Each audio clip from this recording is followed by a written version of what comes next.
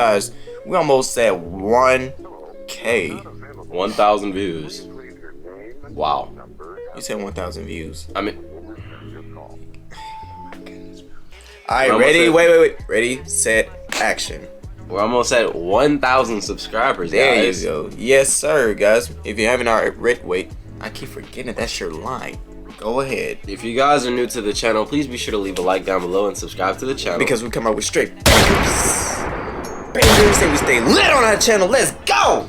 If you guys hate allergies, please tell me in the comment section, because we all hate the allergies over here too. Yeah, I hate allergies. Me and him was just outside. I was achoo, achoo, achoo. And I was like, dang, I sneezed like 5 times, I think, or 6. Yeah, I hate them. I hate allergies, bro. Comment down below if you hate allergies. Just let us know, because we hate it over here. Yeah, but we're gonna be reacting to the Game Theorist. Our theories killing video games. That's the title. Really? Mm-hmm. Oh wow. So. What's killing video games right now? Our theories killing video games. Goofy. Anyways, let's get into the video. I'm done. Alright, let's see what he talking episode about. is sponsored by Capital One Shopping. Let me tell you a story, a true story. A story about an email I received from a game developer that, for privacy reasons, has to go nameless. But let me assure you that it's someone who works on a game franchise that you're quite familiar with. Anyway, we'd done a theory or two trying to predict the plot line and some early twists for their upcoming game. Out of the blue, I received this email from the CEO of the company asking me if I had a mole on the inside feeding me information. Now, obviously it was a joke, but also not quite a joke. Anyway, I was just ecstatic that we were on the right track. And then the game came out, and it was nothing like our theory had predicted. It also seemed rushed and a bit unpolished, like a lot had been changed in the game last minute. It got me wondering whether our theories had prompted them to change the game in order to move the storyline away from what I'd predicted. But no, that couldn't be right? Are developers actually changing their games in response to fan theories? Well, friends, that's exactly what I aim to find out today. That would be dumb though. Yeah, it would.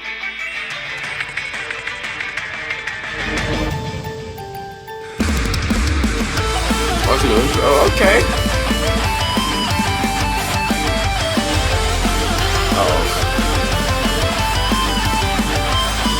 Bro, the editor be going crazy. Hello, Internet. Welcome to Game Theory, the show that 60% of the time gets it right every time. Lately, and maybe it's just me, I've been seeing a lot of discussion around my role, this channel's role in the wider games industry. Obviously, I got that email that I mentioned in the cold open, but I also had this random conversation the other week with someone who said that getting a theory video made for your series is like landing a white whale. Let's just make sure that there are fewer harpoons there, Ahab. There's also been videos from creators like Dags and Sagan Hawks that explore the evolution of indie horror and our specific role in that. If you're lucky enough, you may get the blessing of the gods that is a game theory video on your story. In this era of post-Fnaf indie horror, it can be really easy to want to chase that trend, filling your game with secret lore. But if it doesn't fit your concept, don't do it. Don't chase that game theory video. There's also meme material like this. Now, don't get me wrong, I don't bring all this up to be self-aggrandizing, like, oh, look at how important we are to the games industry. I bring all this up to question the assumption. Is this actually true? Is there evidence to suggest that games are changing themselves in response to theorists? Have we and other online theorists shaped the way that games are made and marketed? And has this sometimes resulted in worse games? Well, first and foremost, we know that we have a very strong impact on search results. Last May, during our video on the game Only Cans, I made a quick offhand joke about a 19-year-old meme, Lemon Party. That new flavor's name, Lemon Party. By the way, do not Google that. Super random, right? But wouldn't you know it, off of that very brief mention, suddenly searches for the term Lemon Party hit their highest point in 5 years. And this is after we told you to not Google it. So do me a favor, don't hit that subscribe button, and absolutely do not leave a comment that has the word jump kick in it. Don't you dare, don't you even think about it. I will be so disappointed in you if you do. But that's just a search term. What about actual game? Well, we dug around using Google Trends, which, if you're not familiar familiar, tracks the volume of search traffic over time, data that can then be filtered by geographic region and search platform. So we started to look at games that the channel had covered in the past, starting with one from 4 years ago, the VR game Duck Season. If you don't remember this one, it had a cute animal mascot, a horrible family, dead kids, a 1980s aesthetic, and none of this is really helping narrow it down, is it? It was our mission in that first video to reveal the identity of the murderous dog mascot behind it all. Just another normal day over here at Game Theory. That video is one of our best performing videos of all time with over 19 million views, so we stuck the term Duck Season into Google Trends, and wouldn't you know it, the timing of our video's release corresponded to the highest peak in search traffic ever for both YouTube and on the web in general. Other spikes in trends certainly seem to exist immediately after the game's release when Jacksepticeye, Corey X Kenshin, and others played the game, but in December of 2017, web search had dropped to 47% of the high. Then in January, immediately after our theory, 100%, all-time high of search traffic. If we get even more granular, you can see that the highest point from 12/1/2017 to 1/31/2018 is December 31st, the day after our video came out. We kept searching and we kept seeing the same thing over and over again. Mobile game Lily's Garden, video June 22nd, 2021, 100% spike in YouTube search immediately afterward. Andy's Apple Farm, game released November 26th, 2021, our video December 12th, 2021, 100% spike. And it wasn't just for Game Theory either. Nightmind, a theorist for all things creepy, had a video on Catastrophe Crow 64 in early February 2021. And sure enough, we see a sizable spike in trends for the United States right after the video releases. When you run the same trend search worldwide, you get a different 100% during the week of February 21st to 27th, when Dross Rotzank, award-winning Venezuelan YouTuber, released his video on the topic. And then our video came out on March 13th, setting a new, higher benchmark for the whole thing. Theorists, not just us, it would seem, get people excited to search for more info on the games that they talk about. But okay, this is all for small titles that no one would normally be searching for. What about something more mainstream? Well, we see this trend happening with massive titles as well. In 2019, Minecraft saw this massive resurgence in popularity, with its 10-year anniversary happening in May, and then PewDiePie picking up the game in June. Long live Sven Svensson. But despite a year full of huge events for this long-running, massively popular series, searches for Minecraft peaked on both YouTube and on the web between July 21st and 27th, the week we started our deep dive lore analysis into the game. In fact, that week was the most searched that Minecraft had been since 2015, a record that has only been surpassed in mid-2020 by the surge of some guy that you might be familiar with, Dream. Even when you're talking about crazy viral hits like Among Us, the game hits its peak in web search on September 20th. Our first video on the title came out the day before, September 19th. At this point, it certainly seemed like there was a strong correlation between our coverage of a game and it reaching the height of its search traffic immediately thereafter. And honestly, it does make some amount of anecdotal sense. When you watch our stuff and we tell you that there's something cool and compelling in this game, naturally some of you are going to want to know more. You're going to want to find more clues and help solve the mystery. I mean, why else do you think we've done 50 videos on Fnaf at this point? As theorists, we're not just engaging with these games at a surface level, making jokes at a game and then moving on to the next like a lot of Let's Players tend to do. We're trying to immerse you in these worlds, highlight the storytelling that's being done inside the games, or should be being done inside these games. And heck, if you like our little primer on it, then you're inclined to dig deeper and explore the world for yourself. But that's just talking about audience interest. What I want to know now is whether these trends have led developers to start paying attention to us. Have online theorists actually made an impact in the way that games are marketed and made? Now, before I tell you about our hypothetical impact, let me tell you about something that'll definitely have an impact on your wallet. Our sponsor for this portion of today's video, Capital One Shopping. Buying games these days is increasingly more expensive, which is especially frustrating when all you're getting is a broken, buggy mess. But the thing is, most of us don't really think about where we're buying our games from. I know I just often go to Amazon for my console games because it's more convenient, which means that we're at the mercy of those companies and whatever prices they choose. This is actually where Capital One Shopping comes in. The Capital One Shopping browser extension allows you to compare prices from all across the internet, ensuring that you're getting the best available deal online. Plus, once you find the place with the best deal, Capital One Shopping takes it one step further. It scours the internet for coupon codes, coupons that actually work, not like the ones that you spent hours looking for only to have it expire. Great, now I'm paying more money while also losing hours off of my life. So I'm very thankful that Capital One Shopping is dedicated to not only saving me money, but also saving me time. time, which, you know, if you saw my schedule, you'd know that every minute matters. And by using Capital One Shopping when buying the stuff you'd be picking up online anyway, you earn yourself Capital One Shopping rewards that can then be redeemed for gift cards. So by using Capital One Shopping, you're buying the stuff that you'd be buying online anyway, you're ensuring that you're paying the lowest price available online, that you're using relevant coupon codes that are going to save you money, and hey, along the way, you're also earning rewards that can then be redeemed for gift cards, which are basically the equivalent of just more money. It is a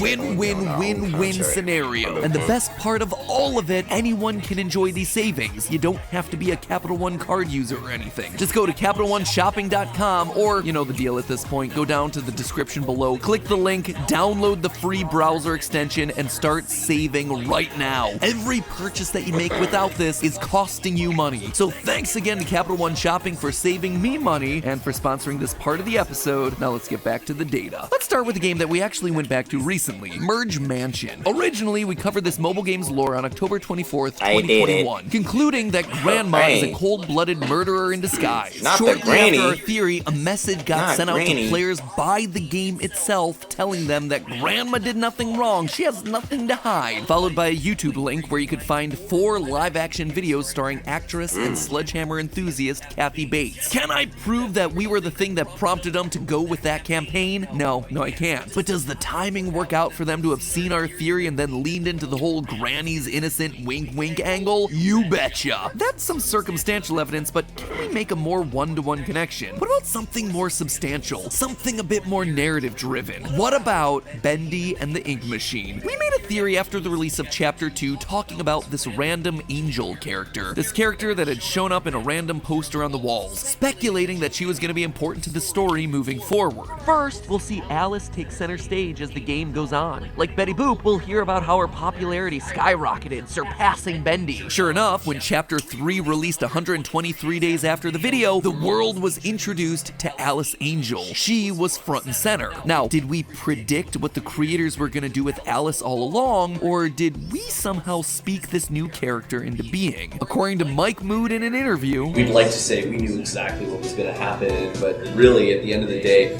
we knew the beginning and we knew the end of the game. Everything that happened in between was kind of developed as we went along. In Chapter 2, we had a poster of Alice Angel, and that was just one poster. There was nothing explaining what this character was. The fans just started doing fan art, they just fell in love with their character, and it made it really obvious that Chapter 3 should be about Alice Angel. That right there is pretty conclusive. They literally took ideas from the fan community and used them to fill out their story, which, let me be clear, isn't a bad thing. It's awesome to listen to the fans and respond to the things that they're all most excited about, but it's clear that we, the collective we playing these games, not just us theorists, we influenced how Bendy turned out in those middle chapters. So now we're starting to see how theories can have an influence for the better or for the worse. Which segues nicely to the 300-pound elephant in the room, Hello Neighbor. At least he's a dapper elephant. I mean, he wears a sweater, vest, and everything. Now, you might remember this little series of tweets from April 2020. For anyone that doesn't, TinyBuild, one of the developers for Hello Neighbor, had just released a TV pilot and began tagging my Twitter in their posts, seemingly trying to get another theory out of me. However, some have suggested that this block of tweets is part of a larger pattern of behavior. A pattern that implies that TinyBuild changed the game Hello Neighbor during development to chase theory videos like ours. But is that true? To figure it out, we decided to look at the development cycle for the game. I'm gonna skip the first couple of alphas because they didn't give us too much to work with. Basically, during this period, Hello Neighbor's popularity was doing fine, but nothing to write home about. Alpha 2 was released on November 22nd, 2016, 27 days after the last build. In fact, up until this point, TinyBuild was releasing a new version of Hello Neighbor every 27 to 30 days like clockwork. And wouldn't you know, 30 days after Alpha 2, Alpha 3 gets released. Players are treated to a much larger house with more rooms and a ton more to look at. But then things start to get weird. You see, sandwiched in there on December 15th is the release of our 2-part Hello Neighbor expose, which looked at all the demonic and satanic symbols around our dear Mr. Rogers wannabe. In the latest alpha build of the game, you can find a house on a darkened street. And look at the bottom of his shoes. A seal that reads 666. 6, The Sign of the Beast. Combined, these two videos have been viewed 19.8 million times. Now, there's such a short time period between our video on the 15th and the Alpha 3 release that there's no way our video could have altered that version of the game. Beyond that, though, things get a little bit odd. Alpha 4 is released May the 4th, 2017, a whopping 133 days after Alpha 3. Now, remember, all the other releases were only a month apart, but Alpha 4 was in development for over 4 times the length of anything prior to it. It's also an oddly similar amount of time to the gap between our video on Alice Angel and the release of Bendy Chapter 3. But it wasn't just the length of time between versions that was noteworthy, it was also what tinyBuild had used the lengthy design time to create, specifically the game's brand new nightmare sequences. We're broken away from the main stealth gameplay that had been the selling feature up to that point and transported to another section to play surreal minigames where lore takes the center stage. And this is the trend that would continue until the game's release. Once Hello Neighbor came out, it was disappointing to say the least. A lot of people were really excited about this game, myself included. The original concept of an AI learning how you broke into a house and changing tactics accordingly was brilliant, but it seemed that there was a decision made to chase the hype at the cost of this original concept. They changed tactics and focused more on the lore of the series, which again seems to be backed up by the tweets and their eventual book series and their TV pilot, and in turn they lost focus on the game itself, which became a broken, buggy mess. But of course, if we're talking about buggy games, no one else takes the cake like Security Breach. Security Breach. Freddy, I'm gonna shove a beak inside of you, and you are going to be able to talk better. Did you hate the idea that much? You haven't seen so many things, and yet you've seen Karate Kid, huh? Yeah. Oh, hey. Wait. Oh no, what happened? I fell through the wormhole, apparently. If you've watched my theories on the game, you'll know that I walked away confused and disappointed with the lore. It felt like the pieces didn't all quite fit together, and now there's a ton of speculation about whether or not the game that we got was the game that was intended. And to be honest, I'm right there with ya. I get it. We released a video back in late 2020, right around when Security Breach was due to launch, but a few weeks later, the game was delayed. We did another theory in April of 2021 when the game was once again due to release, but shortly after, the game was once again delayed. Both of these videos were heavy on the predictions as to what the game was going to be about, so would it be that strange to believe that we may have gotten a bit too close? If you look at all the content that was cut from the game via channels like Tetrabit Gaming, you start to see elements of the original story start to poke through, like the fact that at one point in development there was such a thing called the Vanny meter, and as that Vanny meter got full, security guard Vanessa would disappear only to transform into the evil Vanny, something that we had actually theorized about a lot, but also something the final game was weirdly cagey about. Now, I can't necessarily say that I have solid proof that Security Breach changed things based on online theories, but Scott himself has admitted that he's changed things based on what the fan base has found interesting. As Scott, in his own words, says, I watch all the game theory videos, and me and Matt have sometimes had an antagonistic relationship back and forth. I inconvenience him with my games, and sometimes he inconveniences me with his theories, but it's all in good fun. He did a video on that box, and he kind of said that he thinks the contents of the box changed over the years. But I saw that and I was like, he's absolutely right. He's absolutely right. The contents of that box have changed over the years. What I was intending the game to be when it happened, and then after the reaction of it, I was like, I need to craft this into something better for the people who see this as important. And that kind of indirectly does change the contents of the box, because it changes the contents of everything that came before. When you start retconning lore elements or changing the details within a game, your story, and in turn your fan base that theorized and loved your game, are the ones that ultimately suffer. Let's be honest, Fnaf lore always been complicated, even when you're not talking about these changes, but it never felt like the games suffered. It felt like Scott was very much in control of the story and where it was going, but Security Breach was just a lot messier than your standard Freddy Fazbear experience, from a gameplay standpoint and from a lore standpoint. And if fan theories were right and they changed the original story because of it, well, then it would explain why the game was so unpolished and the lore so incomplete. By rushing to try was and it? make something Dragon surprising, Ball they GT? ultimately shot themselves in the foot. They You hear me? changed elements of the story to make it different, but forgot to about take Dragon Ball everything GT? out. And so we're left It's kinda wondering like if that. Vanny and That's what Vanessa it are the is. same person, which everything up to that Don't point make had been sense. leading up to. They even went back and changed the princess's name in the game files back to Princess instead of Cassidy. The one lore piece that we felt like we had nailed, they've now changed retroactively, which makes it all the more confusing. Were we right and they changed it? Was this an Easter egg? Was it intentional? Who knows? Just let us have something. And you see, that's the point. Let us have something. Developers, if you're watching, just let us be right. Don't be afraid that YouTubers or Reddit threads guessing the story is gonna make your game any less fun. If anything, Yeah, I it know, adds right? to the excitement for us theorists. I know. When we get to that final boss and the twist is revealed and we realize that we had called it all along. That is way more satisfying than a half-finished game with a messy story meant to subvert our expectations. It means that congratulations, you laid out the clues in a sensible way that some very dedicated fans were able to follow and piece together. And hey, if and when we get stuff wrong, that's great too. Yeah. We're okay with that. It just means that we have more to theorize about. In the end, Yeah, don't exactly. sacrifice your game's integrity just trying to make us wrong in retrospect. I think Game of Thrones author George R.R. Martin said it best. You know, I have certain things that I'm laying clues for that there'll be revelations later on. Some people had put together those clues even as early as 1998 and are adding things together. What do I do with that? What do I do with that? Yeah, these people have guessed the secret that I'm going to reveal in book 6. People have already guessed that here, and book 2 is just out. You really have two choices there. You can ignore it and proceed with your plan, despite the fact that some people know where you're going. Or you can get all panicky and say, oh my God, they figured it out. I can't let that be. I'll have to change it. I'll have to go in a different direction. And I think some writers do that. And I think that's always a mistake.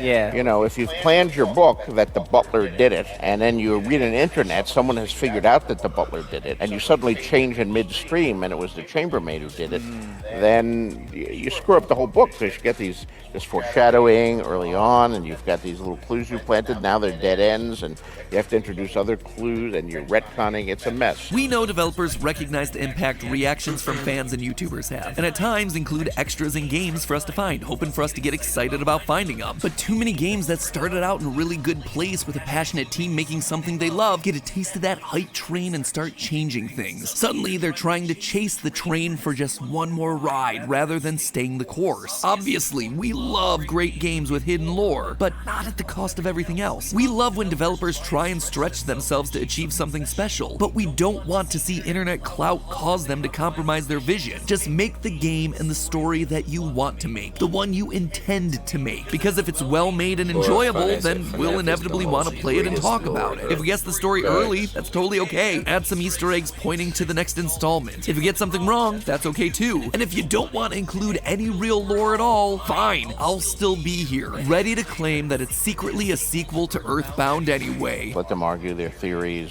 whether they're right, whether they're wrong, but I don't need to know about that. But hey, that's just a theory. A game theory. Thanks for watching. Bro, MadPat is right about that though, guys. Yeah, if you are a game developer, you want to squeeze in some lore and don't try to change anything. Like, if somebody guesses it, then just say, you know, good job for your hard work and you actually got it right. Yeah, that's the whole point. Yeah, that's the exactly. good feeling that you get for guessing a game. Like, I don't know. That's just, I don't know. It's just what we gamers like, I guess. Yeah, I know. That's just what we like. But anyway, go ahead. So If you guys want to see more videos like this, please be sure to leave a like and subscribe to the channel. And we'll see you guys in the next video. Alright, see you later.